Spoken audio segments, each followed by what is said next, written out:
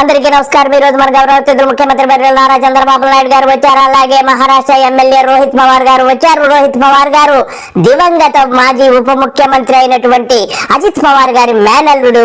ఈయనకి వాళ్ళ మేనమామ గారి విషయంలో ఎన్నో అనుమానాలున్నాయి. ఈ మధ్య మేనమామ గారు విమాన ప్రమాదంలో చనిపోయిన సంగతి అందరికీ తెలిసిందే. ఈ విమాన ప్రమాదంలో ఎన్నెన్నో అనుమానాలున్నాయని నివృత్తి చేసుకోవడానికి ఆయన వచ్చారు. ఇకపోతే బాబు గారు బర్రె నుండి విమానాల వరకు ఎలా సంపద సృష్టించారు అన్ని విషయాలు మనం తెలుసుకుందాం. అసలు ఈ బర్రెకు ఈ విమానాలకు లింక్ ఏమిటో కూడా అన్ని విషయాలు తెలుసుకుందాం.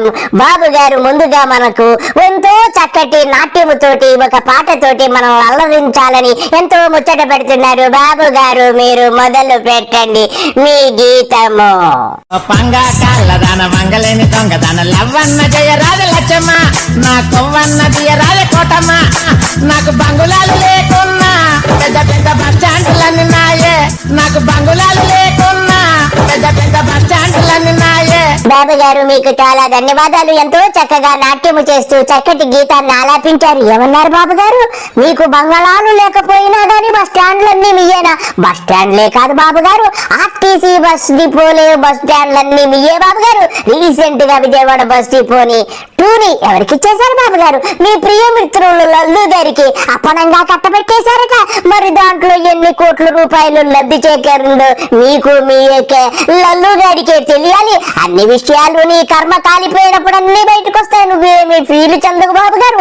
నీకు బంగళాలు లేకపోయినా బస్ స్టాండ్ లో బస్సు డిపోలే కాదు విమానాలు కూడా మీయే అని చెప్పి దివంగత అజిత్ పవార్ గారి మేనల్లుడు రోహిత్ పవార్ గారు చెబుతున్నారు. బాబు గారు తమరు విఎస్ఆర్ ఎయిర్లైన్స్ లో తమ హస్తం ఉందని, తమ అమ్మగారు కూడా 200 నుంచి 300 కోట్ల రూపాయలు పెట్టుబడులు పెట్టారని తెలుస్తుంది. ఆ యొక్క విమాన ప్రమాదానికి విఎస్ఆర్ లో ఏదో కుట్ర జరిగింది ఆ ఎయిర్లైన్స్ లో అని చెబుతున్నారు. మీ పాలేరైనటువంటి కేంద్ర విమానయాన శాఖ మంత్రిగా రామ్మోహన్ నాయుడు గారి కుట్ర కూడా ఉందని చెప్పి ఈ రోహిత్ పవార్ గారు ఆరోపిస్తున్నారు. మరి నిజాలు నీకు నీ కుటుంబానికి తెలియాలి. ఇకపోతే 2016లో కేవలం 10 కోట్ల టర్న్ ఓవర్ తో విఎస్ఆర్ అనేటువంటి ఎయిర్లైన్ సంస్థను స్థాపించిన వారు ఇప్పుడు వారు 500 కోట్ల వరకు ఎదిగారట. మరి అమ్మగారు కూడా అందులో 200 నుంచి 300 కోట్ల వరకు పెట్టుబడులు పెట్టారని తెలుస్తుంది. మీది ఒకటి ఉందంట కదా బాబు గారు, 1996లో హెరిటేజ్ ఫిన్ లీజ్ సంస్థ అనేటువంటి ఒక సంస్థను స్థాపించారు. అది ఎందుకోసం స్థాపించారట? పాల ఉత్పత్తిదారుల కోసము అప్పులు ఇవ్వడానికి స్థాపించినటువంటి సంస్థ సొమ్మంతా తీసుకొచ్చి ఈ విఎస్ఆర్ అనేటువంటి ఎయిర్లైన్స్ లో పెట్టారని చెప్పి ఆరోపిస్తున్నారు. బాబు గారు మేమనడం లేదు, ఆయన చెబుతున్నారు. ఎమ్మెల్యే రోహిత్ పవార్ గారు చెబుతున్నారు. ఆయన ఎంతో చక్కటి ప్రజెంటేషన్ ఇచ్చారు. మరి మీకు నోరు పెగలటం లేదు ఎందుకు అని అందరూ అంటున్నారు. కనీసం విమానయాన శాఖ మంత్రి గారు కూడా నోరు మెదపట్లేదు. నువ్వు మెదపట్లేదు, నీ కొడుకు మెదపట్లేదు, మీ భార్య మెదపట్లేదు. మరి హెరిటేజ్ మీద అంత పెద్ద ఆరోపణలు వచ్చినప్పుడు అన్ని మూసుకొని ఎలా కూర్చుంటారు బాబు గారు? మీరు ఎంతో చక్కటి మనుషులు. అసలు అవినీతి అనే దానికి స్థానం లేనటువంటి మీరు ఇలా ప్రవర్తించడము అందరికీ కూడా అనుమానాలను రేకెత్తిస్తున్నాయి బాబు గారు.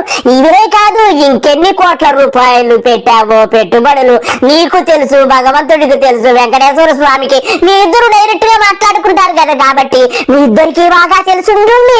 కాబట్టి నీకు పోయే కాలము దాపరిచిందేమో, అందుకే ఇటువంటి విపరీత బుద్ధులు పుట్టి పోతావని చెప్పి నాకు అర్థమవుతుంది. బాబు గారు మీరు రోజు సంపద రుచిస్తాము తమ్ముళ్ళు అంటుంటే ఏమో అనుకున్నాను. అమ్మగారు మీరు కోడెల గారు చిన్నబాబు గారు ఇంత చక్కగా మహారాష్ట్రలో 200 నుంచి 300 కోట్లు పెట్టుబడి పెట్టారంటే మిమ్మల్ని అభినందించకుండా ఉండలేకపోతున్నాను. నువ్వు అప్పులు తెస్తావు, ప్రజల్ని బాధ పెడతావు. నేను చేసేది సంపద సృష్టిస్తా. బాబు గారు ఎంత చక్కగా చెప్పారు బాబు గారు. మహానాటి మీద వారు అప్పులు చేయడం తప్ప మాకేముంటది బాబు గారు. మీరు ధనవంతులు, అపర కుబేర్లు కదా బాబు గారు. అయినా మీకు ఎన్ని లక్షల కోట్లున్నాయో కొంచెము చెప్పండి బాబు గారు. ఎవరికి కావాలి 500 కోట్లు?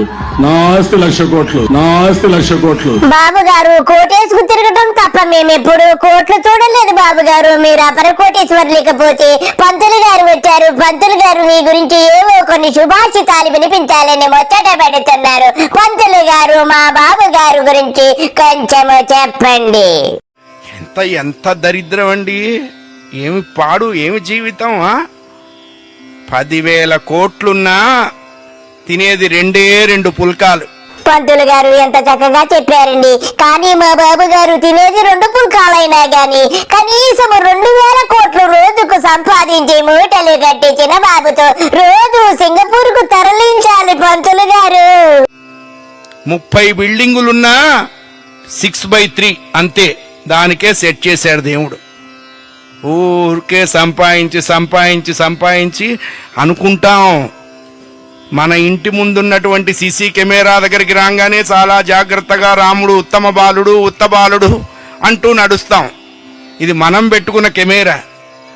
జగత్చక్షు అయిన పరమాత్మ ఉన్నాడు, వాడు పెద్ద కెమెరా, వాడు చూస్తున్నాడన్న జ్ఞానం ఉండద్దా మనకి? పంతులు గారు మీరు భగవంతుడు చూస్తున్నారంటున్నారు, కానీ భగవంతుడు చూడకుండా ఎంతో టెక్నాలజీని ఉపయోగించగల సామర్థ్యము మా బాబు గారి దగ్గర ఉంది. ఆయన టెక్నాలజీలో అందవేసిన చెయ్యి పంతులు గారు మీకు సరిగ్గా తెలిసినట్టు లేదు. మనకి బానే ఉంది, మనల్ని పరిపాలించే వాళ్ళకే లేదు. అదే మన దౌర్భాగ్యం. పంతులు గారు మీరు చెప్పినట్టుగా ఇటువంటి పాలకులు ఉండడం మన దౌర్భాగ్యమే. ఇకపోతే మా బాబు గారి భరతము ఆ భగవంతుడు ఎప్పుడు భరతం పడతాడు కొంచెము మాకు వివరముగా చెప్పండి పంతులు గారు. కానీ భగవంతుడి కన్ను గప్పలేం.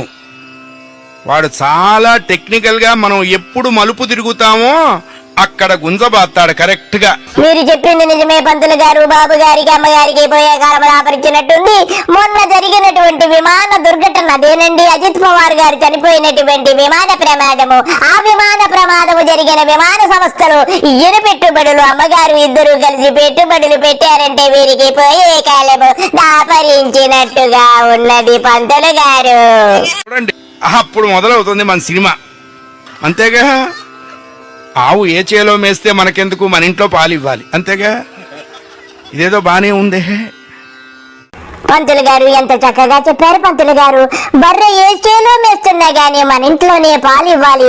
అదే యొక్క నినాదముతో అమ్మగారు బాబు గారు హెరిటేజ్ ను స్థాపించి కోట్ల రూపాయలు వచ్చేటట్టుగా అన్ని బర్రెల పాలు ఇంట్లోనే పిండుకుంటూ ఆ ధనముతో ప్రపంచమంతా చక్కగా పెట్టుబడులు పెట్టుకుంటున్నారు. మీరు ఎంతో చక్కగా చెప్పారు పంతులు గారు, మీకు మా ధన్యవాదాలు. ఆదాయాన్ని పెంచుతా. ఓకే చూద్దాం.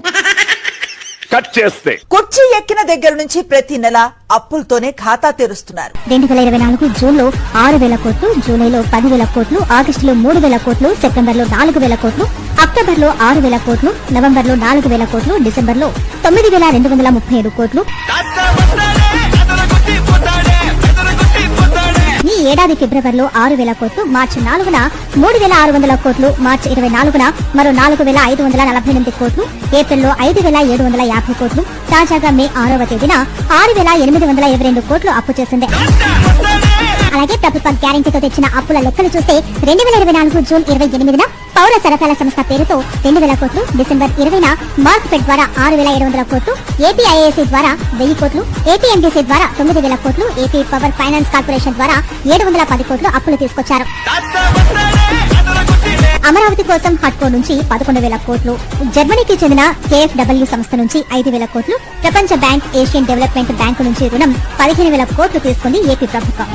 ఇలా బడ్జెట్ బయట అప్పులు 10 నెలల్లోనే 161,687 కోట్లను చేసింది చంద్రబాబు ప్రభుత్వం.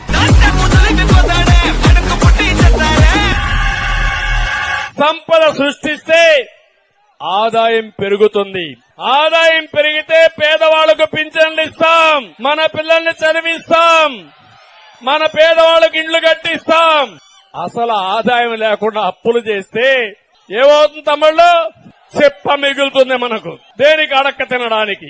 బాబు గారు మీరు సృష్టించిన సంపద ఇంకా చాలు, అందరి చేతులు ఎప్పుడు చెప్పలు పెట్టేశారు. ఇకపోతే మీ ప్రియ నేస్తము వెంకయ్య వచ్చాడు, నీ గురించి ఏదో చెబుతాడట. ఇకపోతే వెంకయ్య గారి గొప్పతనాల గురించి చెప్పడానికి ఒక తెలంగాణ మిత్రులు వచ్చారు. చెప్పండి సార్ మా వెంకడు గురించి. పెద్ద మోసగాడు అంటే వెంకయ్య నాయుడు. తెలంగాణకు ఆయన చేసినంత ద్రోహం ఎవరు కూడా చేయలేదు. ఇలా ఓఎస్సీ కుటుంబం, ఈ రజాకారుల కుటుంబం ఇవాళ 7 ఎమ్మెల్యేలతో ఒక పార్లమెంట్ మెంబర్ తోటి మొత్తం యావత్ భారతావనిలో వాళ్ళు తిరిగేతోళ్ళు కాదు. దానికి కారణం వెంకయ్య నాయుడు. అయ్యా మీకు తెలియని విషయం మరొకటి ఉంది. మా వెంకడికి ఒళ్ళంతా కులగజ్జి తామరతో ఎంతో చక్కగా ఆయన ఉపరాష్ట్రపతి కూడా అయ్యారు. వెంకయ్య గారు మీరు మొదలు పెట్టండి మీ సొల్లు. అంతా పాపులిజం నడుస్తూ ఉంది అన్ని అవి ఇవి రకరకాలన్నీ. ఆయన పోయిన ఆయన చాలా చేసి ఆర్థికంగా రాష్ట్రాన్ని ఏం లేకుండా చేస్తే మన ముఖ్యమంత్రి గారు కూడా నేను ఇంకా ఎక్కువ ఇస్తానన్నాడు. పేదరికాన్ని పూర్తిగా తొలగించాలంటే వెంకయ్య గారు, నీలాంటి కులగజ్జి వాడు ఉన్నంత కాలం ఈ రాష్ట్రం ఏం బాగుపడుతుంది? నువ్వు బాగుపడతావు, నీ కులగజ్జి వాళ్ళందరూ బాగుపడతారు, నీ బాబు అదే చంద్రబాబు బాగుపడతాడు. గాని ఎవడు బాగుపడతాడు రా? మీరే రా బాగుపడుతుంది. స్వాతంత్రం వచ్చినప్పటి నుంచి మీరే కదరా బాగుపడింది. కానీ దానితో పాటు వాళ్ళ పిల్లలు భవిష్యత్తులో సొంత కాళ్ళపై నిలబడేందుకు వాళ్ళకి తగిన శిక్షణ ఇచ్చి. వెంకయ్య నాయుడు గారు, ప్రత్యేకంగా మా బాబు గారికి ఏమీ చెప్పాల్సిన పని లేదు. వారు ఎప్పుడూ శిక్షణ ఇచ్చేశారు. అమ్మగారు లక్షల కోట్లు సంపాదించారు, అబ్బాయి గారు లక్షల కోట్లు సంపాదించారు, కోడలు గారు లక్షల కోట్లు సంపాదించారు. వీటినన్నిటినీ కాపాడుకుంటూ మా బాబు గారు అప్పుడప్పుడు సింగపూర్ వెళ్లి వస్తుంటారు. మీరేమీ టెన్షన్ పడకండి, మీ సొల్లాపి మీరు వెళ్ళి రండి. అవునా కాదా? 8 లక్షల కోట్ల రూపాయల అప్పులు చేసిన వ్యక్తి ఎవరు? ఇంకా కావాలా మీకు అప్పులు? ఎవరు కడతారు? జగన్మోహన్ రెడ్డి కడతాడా? ఎవరు కడతారు? మీరే కట్టుకోవాలా లేదా? మీ మీద అప్పుల భారం పెట్టి విశాఖపట్నాన్ని అభివృద్ధి చేస్తాడంట. సంపద సృష్టించడం తెలుసా అని అడుగుతున్నా. సార్ దేవుడు ఎక్కడ ఉంటారు కానీ లేదమ్మా అదేం కదా. బాబు గారు ఏమన్నారు? మీరు దేవుడు. బాబు గారు, ఆ మహిళలు అంటుంటే నా ఒళ్ళంతా పలికించిపోతుంది. మీరు దైవాంశ సంభూతులు బాబు గారు. ఇకపోతే మీకు ఈశ్వరునికి ఈ మధ్య సరిగ్గా పడడం లేదట. ఈశ్వరుని మెడలో ఉన్నటువంటి నాగేంద్రుని చూసి మీకు చాలా కోపం వస్తుందట. ఎందుకు బాబు గారు మీరు అలాగా కోపపడుతున్నారు నాగేంద్ర మీద? ఏమైనా ప్రాబ్లం వచ్చిందా? ఎందుకు ఆ సొల్లు మాటలన్నీ మాట్లాడారు? కొంచెము చెప్పండి. శివుడి తల మీద పాముంటే మనం ఏం చేయలేము. ఒకసారి అదే అనుకుంటున్నారు. నేను తప్పకుండా శివుడు తలపైన పాముంటే నమస్కారం పెట్టి శివుడికి దాన్ని బయట తీసుకొచ్చి పాముని ఏం చేయాలో అది చేస్తామని చెప్పి కూడా నేను మీకు తెలియజేస్తున్నా. ఓ పచ్చికారం ముద్ద, ఓ ఎండుకారం ముద్ద, ఓ గాజు పెంకుల ముద్ద, మూడింటిని మిక్స్ చేసి ఇది వాడదు. అరుపులు ఆంధ్రప్రదేశ్ అంతా మీరు చెప్పింది నిజమే. తప్పకుండా ఆయనకి ఆ ముద్ద ఊహులో పెట్టాల్సింది. ఇకపోతే కరుణాకర్ రెడ్డి గారు వచ్చారు. చెప్పండి కరుణాకర్ రెడ్డి గారు మా బాబు గారి భక్తి గురించి. ఇది ఆ భక్తి అంటే శివుడి మెడలో ఉండేటువంటి పాము కూడా దైవ స్వరూపం కాబట్టి సాక్షాత్తు శివుడి మెడలో అలంకరణగా అది ఆభరణంగా ఉంటుంది. దాన్ని చూసి భక్తులు ఏం చేయాలి అని అనుకుంటారట. ఈయన అలా అనుకోకుండా ఆ పాముని తీసి బయటకు తీసుకుని వచ్చి ఏం చేయాలనో అది చేస్తారట. అంటే ఏం చేస్తారు? ఏమన్నా చితికి కొట్టి చంపేస్తారా? అదే అర్థం వస్తుంది కదా. ఏం చేయాలనో అది చేస్తానంటే లేదేమన్నా చైనా వాళ్ళ మాదిరిగా ఏమన్నా చేస్తారా? ఆ పామును తీసుకొని అని అనుమానం వస్తుంది కదా. ఏంటి చంద్రబాబు గారు ఏం మాట్లాడుతున్నారు? శివుని మెడలో, ఆ స్వామి మెడలో ఉన్నటువంటి నాగస్వామిని గురించే ఇంత అపచారకృతంగా మాట్లాడటం అంటే అది మీకే చెల్లుతూ కూడా మమ్మల్ని దైవదోషులుగా చిత్రీకరించగలిగేటువంటి ఉన్నతమైనటువంటి స్థితిలో మీరు మేనేజ్ చేయగలరు అన్నటువంటి విషయం అందరికీ తెలిసినటువంటి విషయం. కరుణాకర్ రెడ్డి గారు, మా బాబు గారికి భక్తి ఎక్కడుందండి? ఆయనకి భక్త బొంగ ఉండేది ఒకటి, డబ్బు డబ్బు డబ్బు పిచ్చి తప్ప ఇంకేమీ లేదు. ఇకపోతే అప్పుడప్పుడు ఎవదో ఉంటాడు. మా ఇంటి కాడ నుంచి చూస్తా ఉంటే వెంకటేశ్వర నామాలు కనపడుస్తా ఉంటాయి. నేను ఎంతో భక్తిగా ఉంటానని సొల్లు మాటలు చెప్తాడు తప్ప జీవితంలో ఎప్పుడైనా వెంకటేశ్వరునికి తల నీళ్ళు ఇచ్చినటువంటి ఒక్క సంఘటన లేదు. అటువంటి ఇతని గురించి మనము భక్తిని చెప్పుకోవడం కంటే మన చెప్పుతో మనం కొట్టుకోవడం బెటరు. ఇంత యూజ్లెస్ ఫెలో ఈ ప్రపంచంలో ఉండడు. దాచుకున్నదంతా సింగపూర్ తోలుకోనే నినాదంతో ఇతడు కుటుంబం అంతా నడుస్తున్నారని చెప్పడంలో ఎంత మాత్రం సందేహం లేదు. ఒక సమయం వస్తుంది, 1000 కోట్లు తిన్న రాబందు ఒక్క గాలివానకు కొట్టుకుపోయినట్టు ఎప్పుడు వెళ్ళిపోతాడో గాలివానకి. ఆ గాలివాన ఎప్పుడు వస్తుందని యావత్ రాష్ట్ర ప్రజలే కాదు ప్రపంచంలో ఉన్నటువంటి తెలుగు జాతి మొత్తము ఎదురు చూస్తున్నారని చెప్పడంలో ఎంత మాత్రము సందేహం లేదు. అందరికీ నమస్కారము. బాయ్.